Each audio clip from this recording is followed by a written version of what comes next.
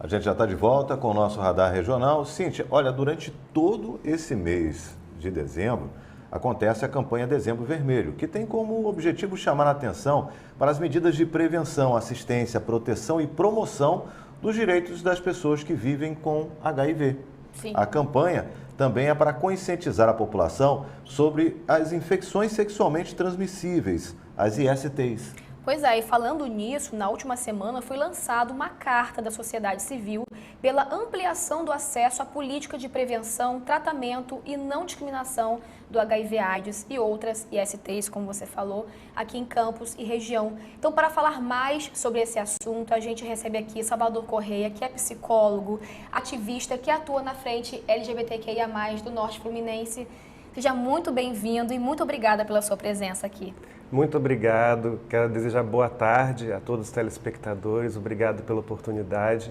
Nós lançamos essa carta justamente para ampliar os direitos das pessoas que vivem com HIV e também a prevenção.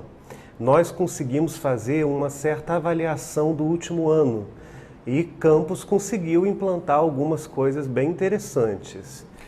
Vamos trazer então, antes de você entrar com detalhe em relação a essa carta, eu gostaria que você primeiro explicasse sobre os números de casos da doença na nossa região, e qual o perfil mais vulnerável neste momento.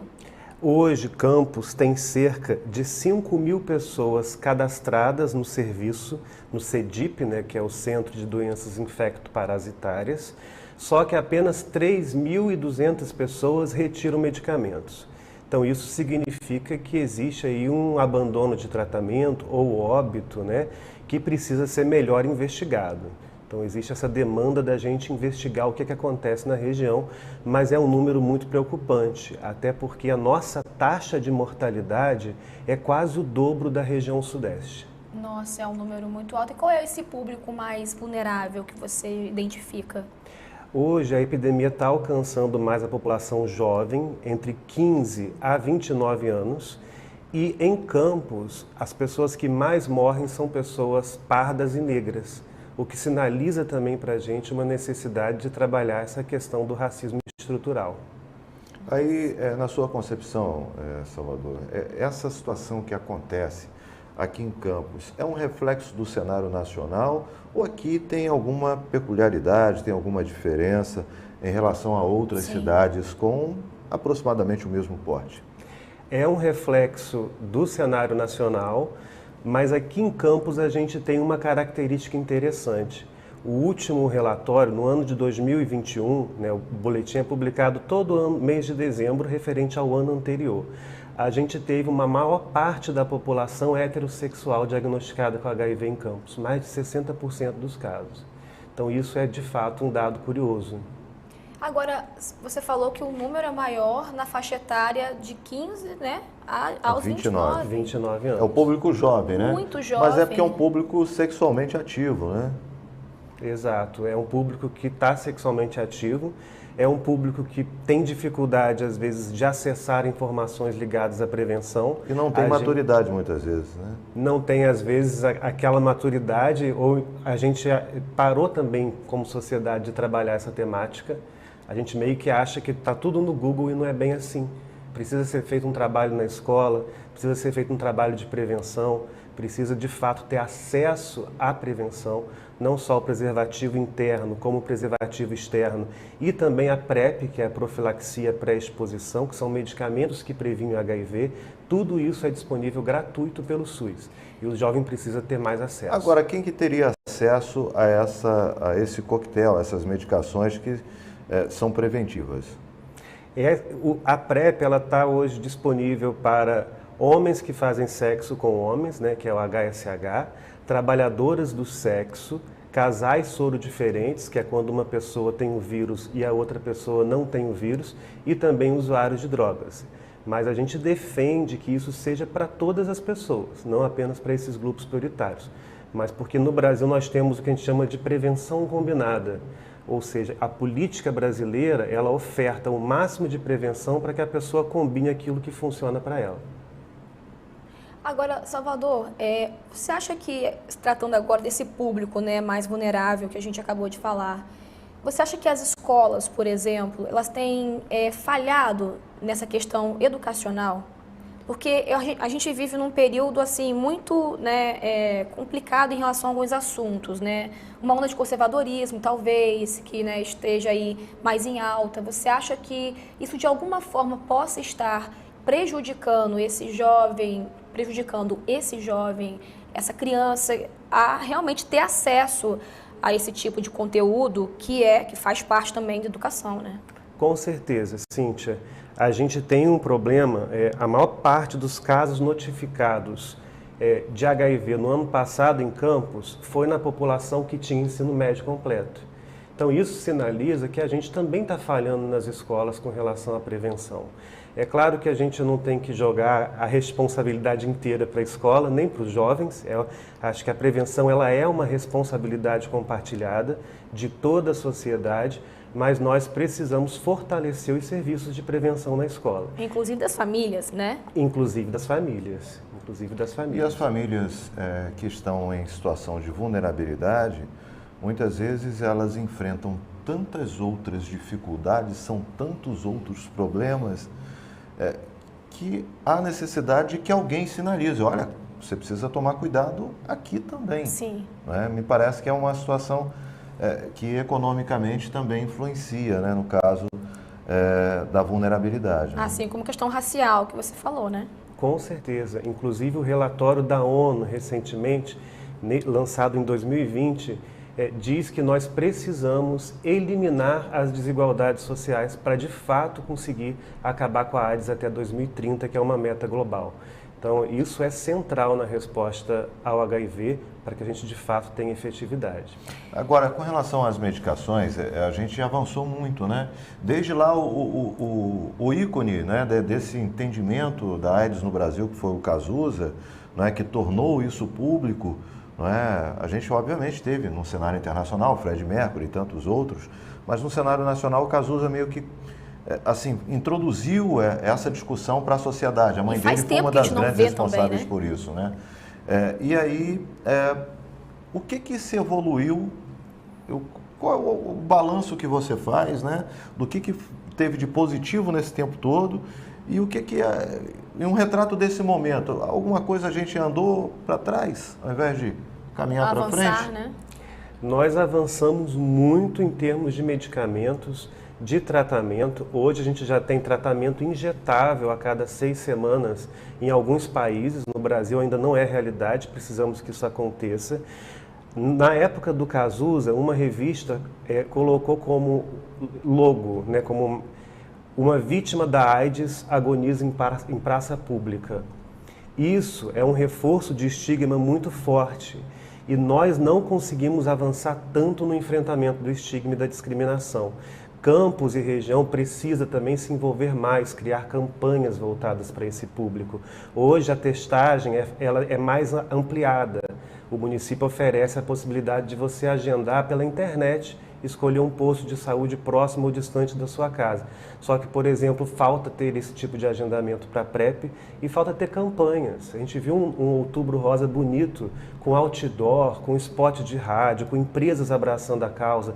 O HIV meio que perdeu um pouco espaço no cenário, mas o estigma e a discriminação seguem alcançando as pessoas que a vivem. preocupação é com relação à discriminação. A gente sempre né? via propagandas, por exemplo, eu lembro da minha infância toda, né, na televisão, em TV aberta, e hoje realmente a gente não vê, né? Tô pegando esse gancho, eu gostaria que você falasse também um pouco da carta, essa carta tão importante que foi lançada na semana passada. Qual foi o objetivo dela, qual é o objetivo dela, né? E para onde que vocês enviaram também essa carta? Essa carta ela foi compartilhada para os gestores locais, né, e também ela é aberta, né, ou seja, qualquer pessoa que queira acessar essa carta pode entrar no Instagram, @FrenteLGBTIA, e consegue acessar lá, está disponível no link. O objetivo dessa carta é ampliar as ações de prevenção, ampliar a testagem no município, reduzir a mortalidade no município, ampliar a divulgação nas escolas e também as campanhas. A carta ela faz também uma avaliação desse último ano, porque em 2021 nós sentamos com as autoridades locais e criamos metas. Algumas dessas metas foram alcançadas, outras não. A gente precisa, de fato, reduzir a mortalidade em Campos por AIDS, que é um cenário gritante e uma vergonha. Mas e para onde que foi enviada? Desculpa, só para terminar, para onde que essa carta foi enviada? Para quais entidades? Nós enviamos para os gestores locais, né? Enviamos para a Subsecretaria de Igualdade Racial, a Secretaria de Atenção Básica, o próprio CEDIP, que é o Centro de Doenças Infecto-Parasitárias. Né? A gente ainda vai continuar enviando para outros gestores de outros municípios, porque a gente entende também que essa mortalidade que Campos anuncia não é só de Campos, né? A gente tem o Ferreira Machado, que atende toda a região, e certamente isso também reflete uma falha na prevenção de outros municípios. Então a ideia é que todos os gestores, né, até o final de dezembro, ou seja, até o final da semana, possam acessar essa carta. E receberam bem? Sim, receberam bem, elogiaram a carta e foi bem recebida.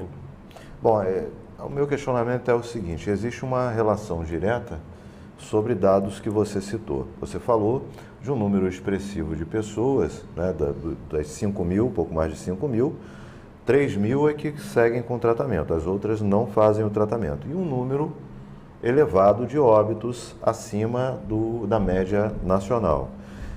Existe uma relação nisso, né? Exato. Isso mostra para a gente que a prevenção está falhando gravemente na nossa região. Isso mostra que a gente, de fato, está mais conservador, isso mostra que a gente precisa falar sobre prevenção, precisa ter acesso também à prevenção. Nos últimos 10 anos, nós ficamos com vergonha de falar sobre o tema, com vergonha de falar sobre isso nas escolas, por exemplo. Somos, às vezes, acusados de incentivar uma sexualidade precoce, quando, na verdade, o adolescente, o jovem, ele entra na vida sexual, muitas vezes, sem ter essa informação adequada. Né? Fica a cargo dos Googles e da internet e precisa de ser reforçado. Aí a gente ouviu tanta coisa nesse meio tempo, distribuição de kit gay para a escola, né? O que aumentou o preconceito. A gente diz que a escola não é para falar sobre isso, quem vai falar é a família. Aí a escola não fala, a família não fala e o adolescente acaba entrando, né, como ativo no sexo, na sexualidade, sem os devidos conhecimentos para promover sua proteção e a proteção do outro também, né? É um problema sério. E aí, assim, é fake news, é verdade, não é? O que está faltando para poder ajustar, não é, esse caminho aí? A gente precisa seguir trabalhando. Existem alguns exemplos muito bem-sucedidos de prevenção, feita até por igrejas, como a Pastoral da AIDS, da Igreja Católica. Alguns pastores lá no Rio de Janeiro se reúnem numa ONG em Caxias que fazem um trabalho junto às igrejas. Então, assim, a gente tem que somar parcerias com várias vozes, até algumas às vezes que são estigmatizadas, que não podem trabalhar pelo tema por conta de uma minoria, às vezes, que faz um barulho levantando um estigma que a gente não pode deixar acontecer.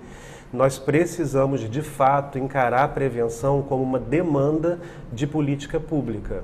Então, é corresponsabilidade nossa, como sociedade civil, do Estado, das famílias, das igrejas, das associações de moradores. Isso é necessário e crucial. Não podemos acreditar que quando a gente fala de prevenção, a gente vai incentivar alguma coisa. Os hormônios, por si só, já incentivam o jovem a ter sua sexualidade, né? Então, a gente precisa fazer a nossa parte. Salvador, só para a gente terminar, você sempre fala sobre o vírus ideológico, né? Que talvez ele mata até mais do que o próprio vírus. Até porque hoje as pessoas se cuidam, né? Quem se cuida de fato consegue conviver, né? Viver com o vírus. Então, gostaria que você terminasse até deixando uma mensagem em relação a esse vírus ideológico que machuca muito mais. O Herbert Daniel, que foi um grande ativista, né, que viveu com HIV em 90, falava que o vírus ideológico de fato mata mais do que o HIV. Eu acho que a gente precisa então resgatar nas palavras dele o viva a vida. Vamos viver a vida plena com tudo que ela aparecer, com tudo que vier, e viver a vida significa ter saúde, ter qualidade de vida, ter acesso à prevenção e ao tratamento. Viva a vida. Ok. Muito obrigada pela sua participação, é sempre muito bom receber aqui você. Muito obrigado a vocês. Obrigado, Salvador. E a gente vai ficando por aqui, se deixasse, né? A gente ia bater um papo aqui muito longo ainda. Mas assim, o recado está dado, né? Com certeza. A mensagem a gente passou. Mais uma vez, obrigada. Pessoal, até amanhã. A gente se vê meio-dia. Tchau. Tchau, tchau.